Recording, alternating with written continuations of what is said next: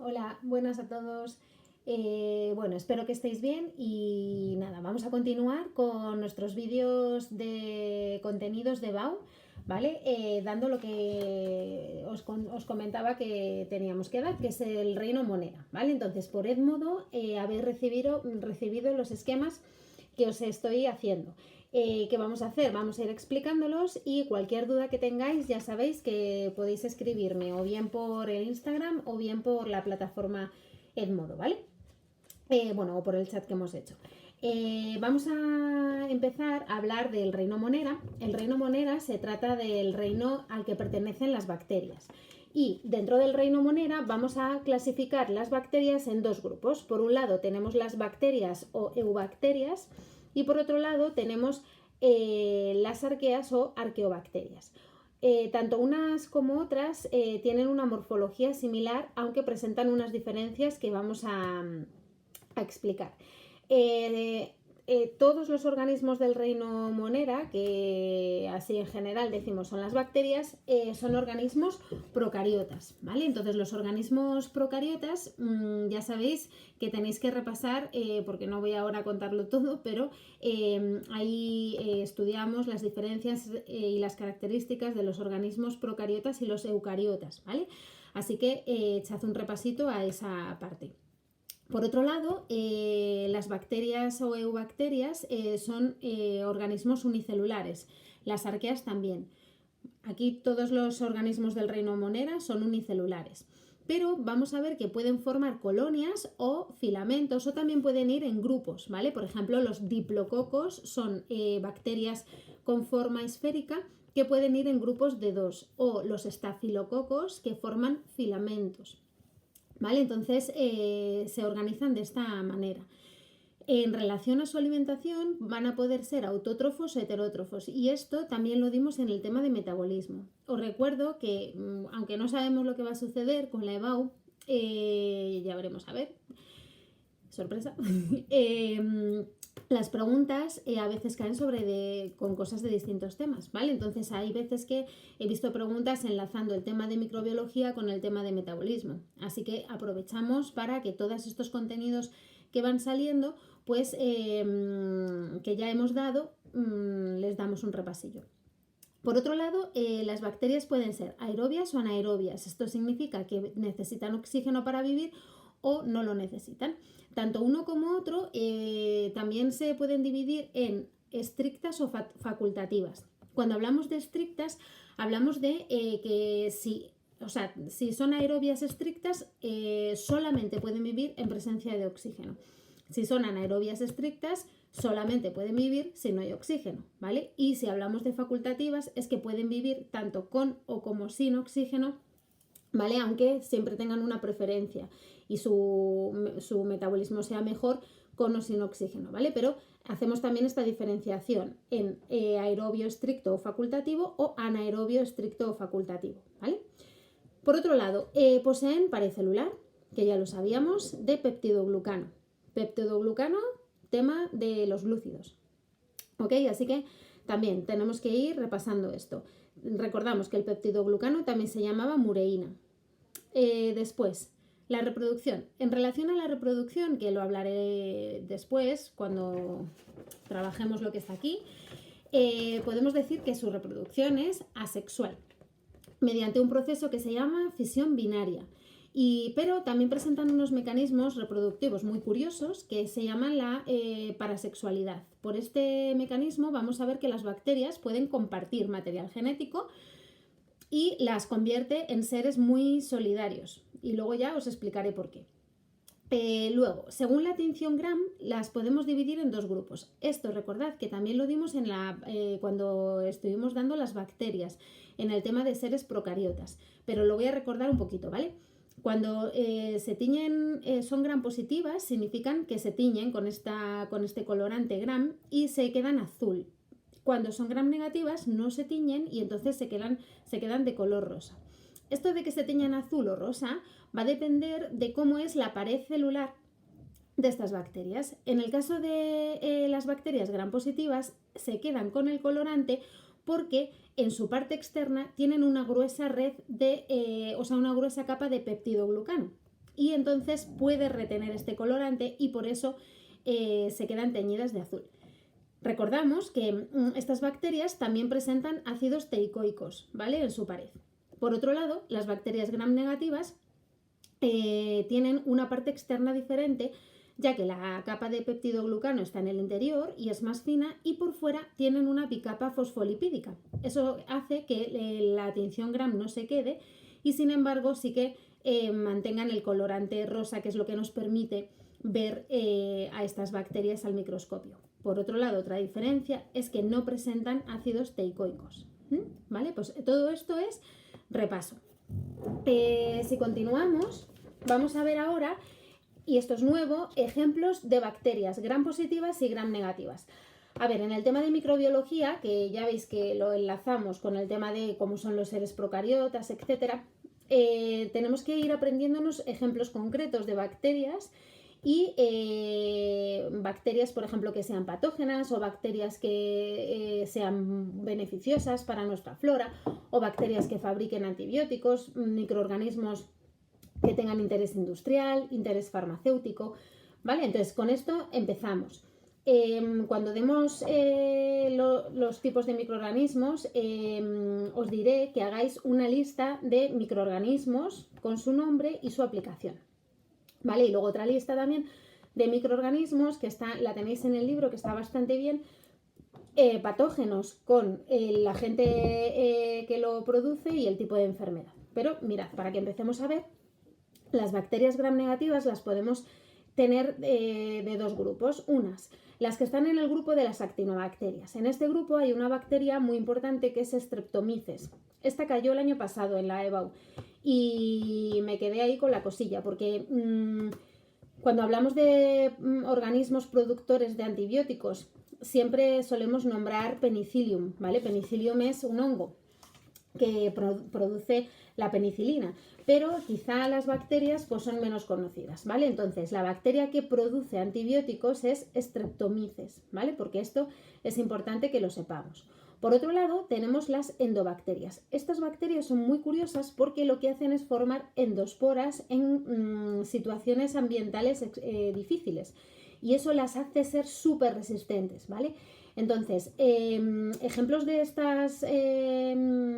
este grupo, que no lo tenéis por cierto en vuestro esquema, así que añadidlo, son Clostridium botulinum y Bacillus anthracis, que ya sabéis que el Bacillus anthracis es una bacteria que se considera un arma biológica que produce el anthrax, y Clostridium botulinum os la conté en clase, yo creo, con el tema de las conservas, ¿vale? Es una bacteria que es de las bacterias que se eliminan cuando se hacen los tratamientos de los alimentos para pues poder conservarlos.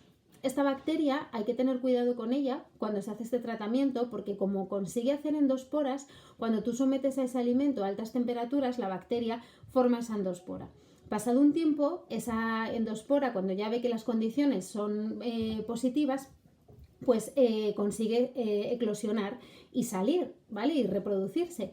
Pero en alimentación esto hay que tenerlo en cuenta porque como sabes que puede haber endosporas, hay que someter al alimento a otro ciclo de temperatura. De esa manera, las bacterias que hayan podido salir de esas endosporas son destruidas, ¿vale? Porque si no, veríamos la lata que se abomba. Y por eso cuando os decía, si os mandan a comprar y todo eso, seguramente os hayan dicho, no cojas las latas que están abolladas, las latas que están abombadas, ¿vale? Pues porque, a ver, a veces puede ser porque hayan recibido un golpe y ya está, porque la verdad que la industria tiene sistemas de control para evitar esto, ¿no?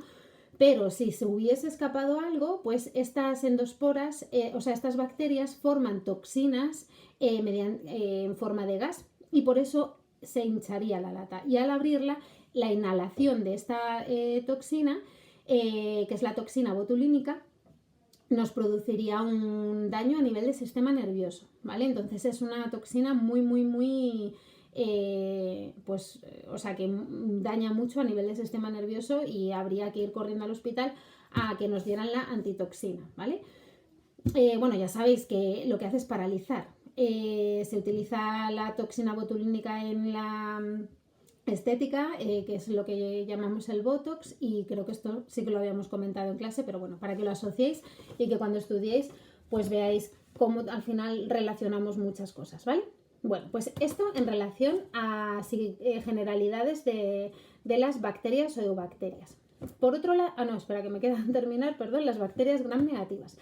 Las gram negativas las tenemos, podemos tener pues varios ejemplos, ¿no? Yo os he puesto las bacterias del nitrógeno, que estas ya las habíamos nombrado cuando estuvimos hablando del metabolismo, y las volveremos a dar con los ciclos biogeoquímicos. Luego tenemos las cianobacterias, que también las dimos, son bacterias fotoautótrofas, ¿vale? De las que se piensa que son las precursoras de los cloroplastos.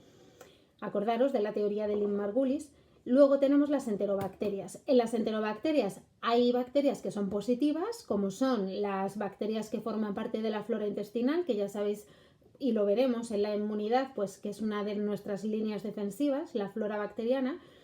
Y tenemos pues un ejemplo, Escherichia coli. Y por otro lado, hay bacterias que son patógenas, como es Salmonella typhi, que es una bacteria que produce una enfermedad que se llama salmonelosis, que es una gastroenteritis bastante severa, que muchas veces necesita ingreso hospitalario para poder realizar la hidratación por vía parenteral, ¿vale? Con sueros intravenosos. Bueno, pues con esto quedarían dadas las bacterias o eubacterias. Vamos a ver ahora las arqueas o arqueobacterias. Estas bacterias se llaman así porque son las más antiguas, son más primitivas, ¿vale? Y por eso tienen unas características un poco diferentes a las bacterias o eubacterias. Mirad, ¿qué características tienen? Su membrana plasmática no contiene ácidos grasos, ¿vale? Por otro lado, hay algunas que no presentan pared y si la presentan no tienen peptidoglucanos. Y esto hace que sean bacterias extremófilas, o sea que pueden vivir en condiciones muy adversas, tanto de temperatura como de salinidad. Cuando nos las encontramos en ambientes donde las temperaturas son muy elevadas, ¿vale? Como por ejemplo pues en los géiseres, ¿vale? Donde el agua sale a muchísima temperatura, se han encontrado bacterias como estas. Se llaman termófilas, y cuando lo hacen en condiciones de altísima salinidad, como por ejemplo bacterias que se han encontrado en el mar muerto, pues se llaman halófilas. Bueno, pues veis como el reino monera no es difícil porque hay gran parte de esto que ya habíamos dado y esto nos sirve para hacer un repaso. Bien, pues continuamos. Continuamos ahora con esta parte que es la parte de la reproducción. Como os decía antes, a ver que me escondo detrás, como os decía antes, la reproducción es asexual, es decir, se multiplican por fisión binaria. ¿Esto cómo lo hacen? Lo que hacen es duplicar su cromosoma, estrangular el citoplasma y formar en medio una pared bacteriana y así formar las células hijas que van a ser idénticas a la madre. Esto hace que sea muy rápida su multiplicación. Esto que hay aquí no está en el libro y os lo he añadido porque hay veces que sí que he visto preguntas de BAU que tienen este gráfico. Vamos a explicarlo porque es algo que también vais a entender muy bien. Mirad, esta es la gráfica que representa el crecimiento bacteriano que se hace cuando realizas un cultivo en el laboratorio, ¿vale? Entonces vamos a ver qué es lo que tenemos que interpretar en esta gráfica. Veis que primero, como siempre, cuando tenemos una gráfica tenemos que ver qué es lo que nos están diciendo los ejes. Aquí nos habla del número de bacterias. Normalmente esto viene con logaritmo del número de bacterias, porque hay muchísimas bacterias. Entonces los números son tan altos, ¿vale? Que se pone logaritmo del número de bacterias. Y luego por otro lado tenemos el tiempo que va pasando. Veis que al principio tenemos aquí como distintas fases, A, B, C y luego D, que por cierto se me ha olvidado y lo voy a poner ahora mismo. Bueno, pues en la fase A es la fase de latencia. La fase de latencia veis que es una fase en la que las bacterias las acabamos de colocar y permanecen sin crecer. ¿Esto por qué es? Porque es una fase de adaptación. Las bacterias tienen que adaptarse al medio y necesitan un tiempo, ¿vale?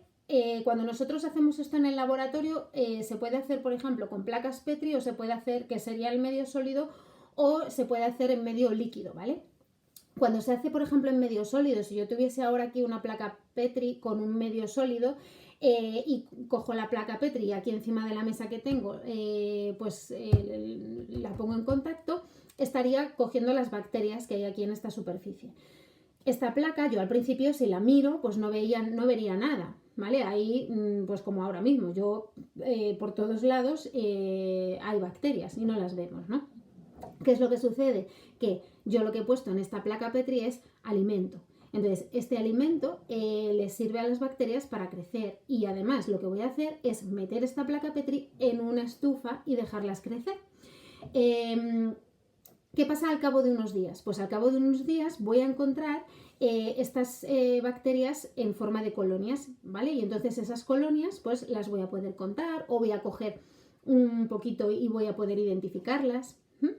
¿Qué es lo que pasa al principio? O sea, esto yo lo meto en la estufa y ya tengo un montón de bacterias. No, tengo que esperar un poco. Al principio pasará esto, pasará la fase de latencia y entonces yo no tendré crecimiento. Al cabo de un tiempo veo que entran en fase exponencial. En esta fase veis que la curva tiene mucha pendiente, ¿vale? Como lo que hemos visto del contagio del coronavirus, la curva tenía una pendiente exponencial. Aquí las bacterias están creciendo fenomenal, están a una temperatura adecuada, tienen suficiente espacio, tienen suficientes nutrientes y por eso como las bacterias de cada una consigo 2, de 2, 4, 4, 8, 8, 16, etc., veis que se duplica, cada generación duplica la población, por eso el aumento es exponencial, ¿vale? Pero llega un momento en el que entramos en esta fase que sería la fase estacionaria. En la fase estacionaria se estanca el crecimiento. ¿Y esto por qué puede ser? Puede ser por 3 factores. 1. Por el agotamiento de los nutrientes. La placa tiene unos nutrientes determinados, ¿vale? Y son los que son, y cuantas más bacterias hay, pues más alimento necesitan. Por otro lado, la acumulación de sustancias tóxicas, las propias del metabolismo de las células. A medida que van utilizando los nutrientes, van generando estas sustancias de desecho. Y por otro lado, la falta de espacio. ¿Qué es lo que pasa en el laboratorio? Pues que pues esta placa llega a su límite de todo y entonces las bacterias veo que ya no crecen, ¿vale? O sea, hay algunas que van muriendo, otras que van creciendo, pero esto se estabiliza hasta un punto en el que entramos en la fase D, que es la fase de muerte. En esta fase, pues como ya no tienen ni espacio, ni el ambiente es adecuado, ni tampoco tienen los alimentos que necesitan, las bacterias empezarán a morir y por eso la curva empieza a descender, ¿vale? Entonces, esto yo creo que es fácil de comprender y ya os comentaba que hay preguntas que he visto que llevan este tipo de contenido, ¿vale? Bueno, y para terminar, vamos a hablar de la reproducción parasexual. La reproducción parasexual es lo que os comentaba, que hace que las bacterias sean muy peculiares, ¿vale? Muy peculiares porque son capaces de compartir la información o adquirir información nueva a través de distintas vías. Por un lado tenemos lo que se llama la transducción. Esto sonará al ciclo infectivo de los virus, porque justo en el vídeo anterior explicaba cómo los virus, en concreto los bacteriófagos, infectan a bacterias y es justo lo que he puesto aquí. Este virus, ¿vale? Veis que se ha adherido a la superficie bacteriana. ¿Qué es lo que ha hecho? Introducir su material genético e insertarse en el cromosoma bacteriano, ¿vale? Este virus, pensad que antes había infectado a otras bacterias y si os acordáis de cómo lo hacían, se insertaban en el cromosoma bacteriano, utilizaban la maquinaria y generaban copias. Bueno, pues estos virus se han llevado parte del material genético de las bacterias anteriores. Por lo tanto, cuando vuelven a infectar a una bacteria nueva, llevan su material vírico, su material genético vírico, pero también lleva material genético de la bacteria anterior. Por eso son capaces de ir dando material genético de bacterias previas a las que había infectado. Y a este fenómeno se le llama transducción. Vale, por otro lado, tenemos otro mecanismo de reproducción parasexual que es la conjugación.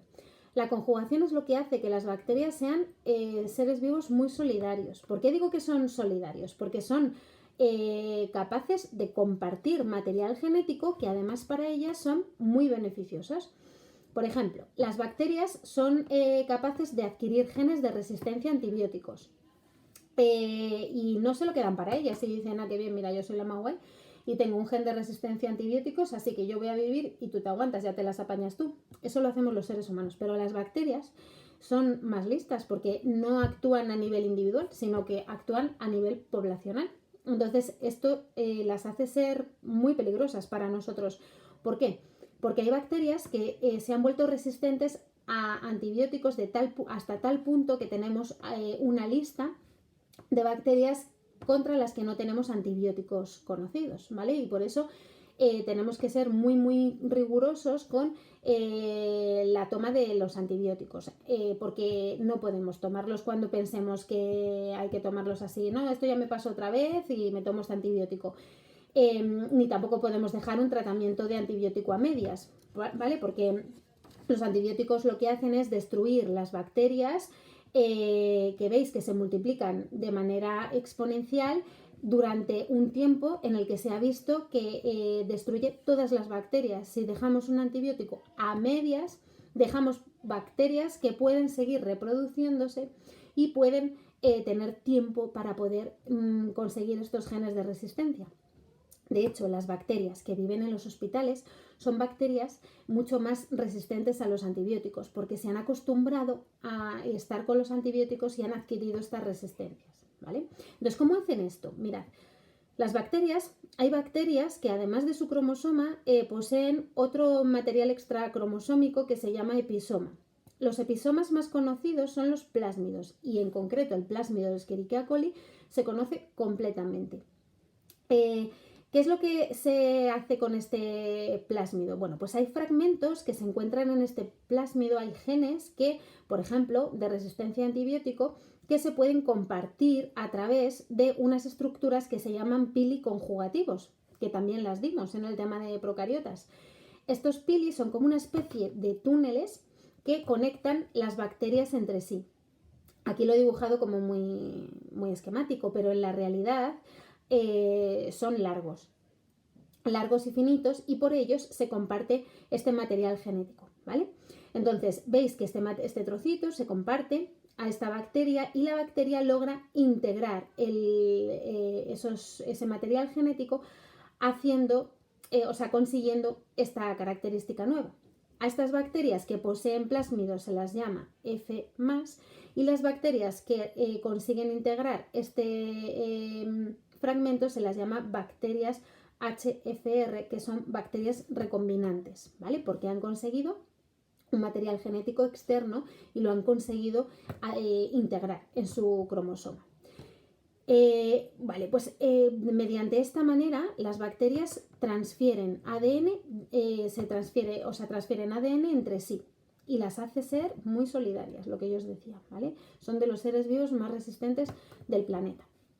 Y por otro lado, tenemos ya el último mecanismo de reproducción parasexual, que sería la transformación.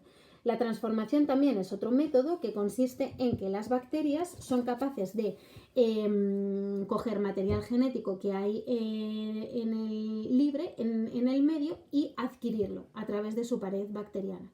Y de esta manera, pues también consiguen adquirir información nueva y después pues podrían incluso, después si viene un virus y introduce este material, pues llevarlo a otras bacterias a las que pudiera infectar, ¿vale? Así que bueno, yo creo que con esto pues queda dado el reino monera.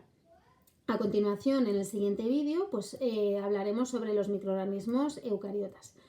Y bueno, pues espero que estéis muy bien y que os estén sirviendo estos vídeos. Así que nada, que me despido de vosotros y con un beso, libre de coronavirus y que os cuidéis un montón.